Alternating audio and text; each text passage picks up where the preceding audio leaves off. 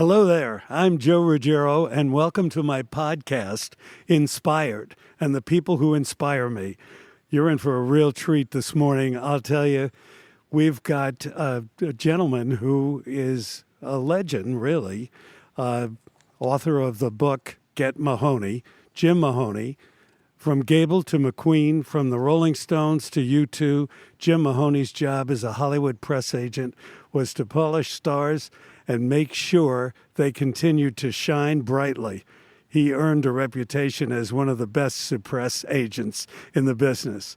And now he resides in La Quinta, and he is here to talk with us today with his beautiful daughter, Monica Mahoney, who is a dress designer, and we'll get into her career as we go along. But let's start with Jim. And you were telling me how he got into the business. Well, it was right down the street from where we are right now in Calabasas. He went with his dad one day, right? Your dad wanted you to get a real job. He said, I told him I was going to the beach. He said, no, I've got a better idea. Why don't you come with me and see what I do for a living? And that's how I got started in the studio business. Well, it was really Clark Gable that you talked to. What was the street? I've forgotten the name of the movie that Gable was working on, but... It wasn't Gone with the Wind. No, I don't think so. Well, you have so many stories, and I can remember reading about the story with Frank Sinatra. Yeah. And it was during the time where his son was kidnapped. Oh, yeah. And you had to dig into that. I was up in the middle of that mess. And they were having you answer the phone. Frank wouldn't do it. Frank was smoking so much that his voice was getting raspy. Yeah. You're all in the hotel room at the Mapes. The Mapes Hotel in Reno, yeah. And who were the two calls that came in? Let me see. One was Sam Giancana, the mob boss from New York, and the other was J. Edgar Hoover. J. Edgar Hoover. Right. So he had two guys assisting him in the kidnapping, and it obviously worked. And the two calls came in, and you said, Frank, who do you want to speak to? Yeah. Hoover or Momo, right? I'll speak to Mo. Yeah. He chose the mob boss over the president. Well, unfortunately, they were able to find Kathy Guthrie. Unfortunately, no. the mother of Savannah. What was but that? The way they handled the kidnapping for Frank, they were able to get that boy back, and that was a miracle. Yeah. Really. What other stories with Frank? I've been told, because my father-in-law was engaged to Rosalind Russell, and she and Frank were good pals. And she said he was one of the kindest, most generous man that lived. Frank? Yeah. No question about it. He'd go take people to Ciro's and Macombo and various eateries on the west side. And When he left the table, what did he do? oh yeah, as far as he never tipped less than $100 wherever the hell he was. Oh, really? And he more often than not would when it was time to leave, he'd take out $300 or $400 bills and throw them under the table. The money under the tables wasn't just for the wait staff. He knew that there were another crew coming in, and he wanted to leave that crumpled up money for the people cleaning the floors. That's right. Which was his upbringing, I think. He was very close to his mother. Yeah. And You knew his mother, right? Pardon? Frank's mom, you knew her? Sure, yeah. And he lived in Hoboken, New Jersey when he was growing up, right? And then he became a big teenage idol. Yeah. Yeah. Did Dad, he? Dad met him at MGM, and one of the people that introduced him was Debbie Reynolds, and she became friends with Frank Sinatra, and pretty much opened the door to Dad with Frank Sinatra. Said, "Frank, this is my friend Jimmy, and be nice to him, right?" Well, Debbie and Frank were in a movie together. Right. Right. Was that the only movie that they appeared in? I'm not sure, but it was a movie when they were filming, and Right. Dad wanted to get on the set, and it was a red light set, and they weren't allowing, especially press. Right. They didn't want anyone, and Frank put the word out. He didn't like that sort of open door policy, so he had closed doors. And Debbie said, "Let him in. Jim's my friend. You got to be nice to him." And I think she used some colorful language with Frank, but it was a great entree for you with Frank Sinatra. Yep. Well, Sinatra stayed in contact with Nancy, his first wife, all the way through life, didn't he? That's Yeah. right. Yeah. And she was an excellent cook, I understand. yeah. And One she of used- my favorite stories in the book, I think, is during the kidnapping, where we were talking about the kidnapping. Dad, back at the house, my dad went in and said, "Frank, we got to make these guys happy. We got to do something." And he's like, "What, do you want me to cook for them or something?" And my dad said, "No, let's get the Chasins to bring up some chili." And they did. And the press was all happy, right?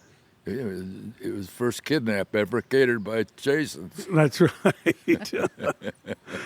I love it. I love it. What are some other stories? I love these stories. Yeah. One that's not in the book, that's one of my favorites, is they would oftentimes come back to the bar at my dad's house in the den. He had a great bar, and it was late That night. was a necessity Yeah, that I have a good bar. It worked. because we lived in the flats of Beverly Hills, and it was just people would drop in. So we'd have George C. Scott, Jack Lemmon, constantly just hanging out at the house. So I guess Frank was there one night. We were probably up in bed asleep as kids, but it was getting to be a late night, and I guess Mom and Dad ran out of ice, and he called up to, Beverly Hills Hotel. The captain did there. I've forgotten his name, but he got Frank's attention. got Frank Sinatra called up to the captain at the Beverly Hills Hotel and said, "Bring us some ice." And next thing you know, ice is at the door. And we were just like 2 blocks away. But then my favorite part of the story is the day after we get a knock on the door, and it's a delivery of an installation of a nice ice machine. Oh, So it was from Mr. Sinatra, and they just came right in and installed an ice machine that he clearly thought Dad needed for the bar. Some of what I think, there's a running theme in your books, and it comes from his Catholic upbringing. right. And my dad was with Lee Marvin, and at the time, Lee Marvin was splayed out naked in the bed in his room, and my dad had to deal with what had gone on the night before with some rude things with some woman in the hotel, and the police were there because this woman called, and my dad immediately just said, "Well, Mr. Marvin's at Mass." And how these things came to my dad's mind so quickly, and I think he's just a good Catholic boy making excuses for his clients. Well, your mother was a spectacular lady as well. Yes, thank you. And was she an actress? No, she looked like one. Yeah, she did. She was beautiful, and she was early childhood education. She was very creative. She painted the sinks in Natalie Wood's house. Oh, really? Natalie got wind of my mom painting these tiles and sinks and everything, and she went to Snyder Diamond, bought the sinks, painted them at home, fired them in the backyard in the kiln, and had them installed in RJ and Natalie's house on Beverly Drive. or Cannon. I can't remember which street. Uh-huh. But I saw Natasha Gregson lately, and she said those sinks are still there. Oh, is that right? Yeah. Which is Now, amazing. RJ's living in Aspen, right? Right. Yeah. He calls Dad every now and then. They just have a nice chat. Who's that? RJ. Yeah. Did you live on Rodeo? We lived on Camden, which Oh, was backed uh-huh. up to Rodeo. Right. And we went over to see the Connie Wald's house when she sold it. And she had the Audrey Hepburn suite. Oh, really? Because she and Audrey used to love to cook. Uh-huh. And she was very big on Thanksgiving. Ah. And we heard all about those days when Audrey and Connie used to cook up a storm in her house. That's what that's she fun. preferred rather than going out. Yeah. So it was a very small town, and everybody knew one another. And Totally. interesting. Uh-huh. Yeah. My brothers used to, my oldest brother was friends with the Ferrers and the up on Roxbury. My first trip out here was when I was 9 years old, and I thought, I'm going to come back here someday. Yeah. I don't know how, but it was the golden era. Golden era. Yeah. Now, how did you get into the dress designing business? I always worked in fashion. It was always whether I worked on Rodeo Drive. I love the old school shops like Jack's and Theodore. Oh, yeah. And I did a little stint at Eagle and Melrose and stuff. So then I went to school in Paris for a year, and that was very inspiring. And I came back and was just sitting in the house I grew up in, and Rodeo wasn't good enough for me anymore. So I went and moved to New York and decided to finish school in New York City and go to NYU. And for about 5-6 years, I did hats, and that was amazing, and got into Bergdorf, Spendels, Barney's, all that stuff. With Holston. This one is called the Sinatra dress because I just remember Frank in the 70s had these great Oh, yes. shirts that had the big cuffs and collars. Colors, yeah. And Well, so, the dress that you designed for Karen Uh-huh. was with vintage fabric. Right. So This too. everyone stopped her. We were over at the Four Seasons, and they kept stopping her and saying, "Oh, I love your dress, and where can I get?" And she would say, "This is no longer available." I know. Because it's a vintage fabric. Oftentimes I'll do that with a few vintage, like this is vintage, but I had about 50, 60 yards, so I could make a bunch of dresses. But hers, I made a bunch, but they sold out immediately. And you So they're work hot. out of your garage. I did. I tricked out my garage. It's a nice bungalow, we call it now. Uh-huh. And it's in Bel Air at a house that I grew up going to. It was one of Dad's good friends. Well, can we talk a little bit about you represented McQueen and McQueen. But I had a nice client list. yeah, you did. Even now he comes up with names and says, they're not in the book, or we have forgotten about them, or he's like, Piazzadora. And you must have been friends with Charlie Knickerbocker and Dorothy Luella Kilgallen. Parsons. Luella Parsons. Hedda Hopper. Yeah, you Yes. both said that at the same time. Yeah. With the AP column, Bob something, Robert. He was a Hollywood correspondent for AP and UP. That was, I'm sorry, the memory. When you get up to about 95, it starts failing. Well, you got a long way to go. But the names are in that book. Right. And also, you had a confrontation with Burt Lancaster. He was hiring you to help him out because he had hit a woman on set. Is this? Right. Yeah. And I get my stories mixed up Oh. too. He had hit Deborah Winger, was it? I don't on remember. set of a movie, and he called you frantically because he was told you're the one. That's partially why Get Mahoney, the title of the book. But he'd get phone calls in the middle of the night with,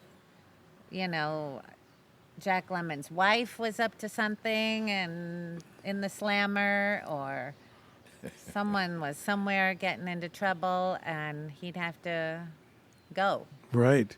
And he had a very creative mind. Very. Some Yes. of them are really interesting people. Like George C. Scott. I mean, He had a war career.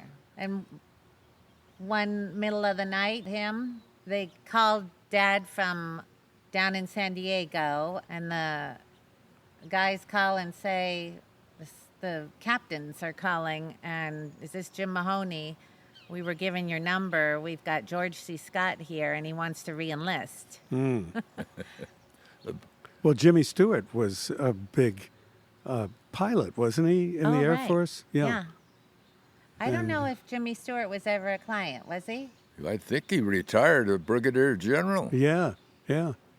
How lucky I've been that, I representing Jimmy Stewart, George C. Scott, Jack Lemmon, and it goes on. And just I'm one lucky guy. Right. I attracted some pretty interesting people. I mean, Lee Marvin was a genuine hero. I mean, eventually got his ass shot off, and they kicked him out of the military. But you were sitting here on a beautiful golf course.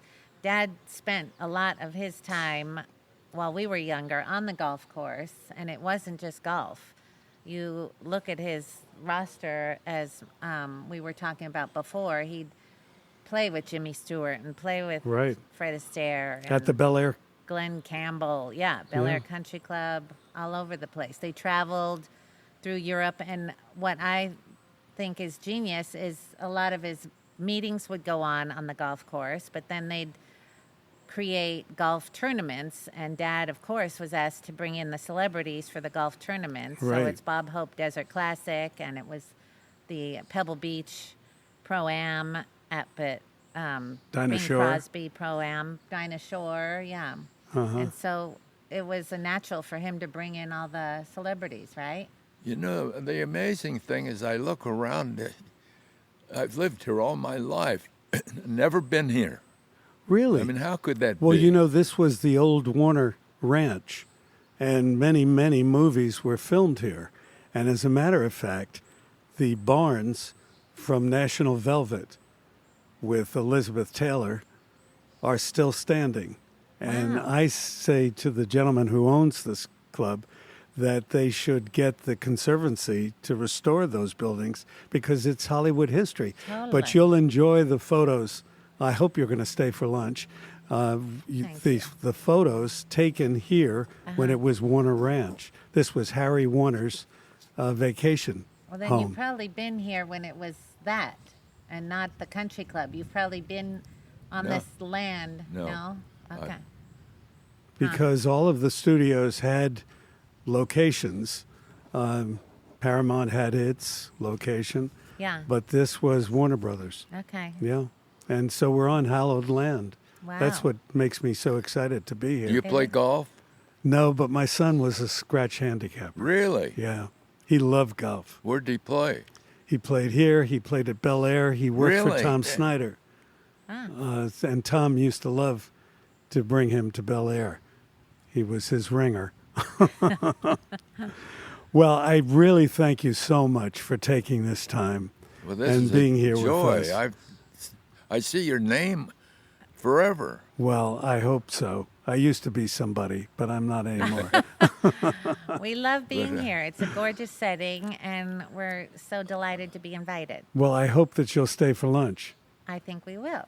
Good. Are you hungry? I haven't fed him yet. Oh, okay. Well, then they have a wonderful kitchen. That's so Excellent nice. staff. Oh, that's so sweet. Thank Okay. you. Thank you.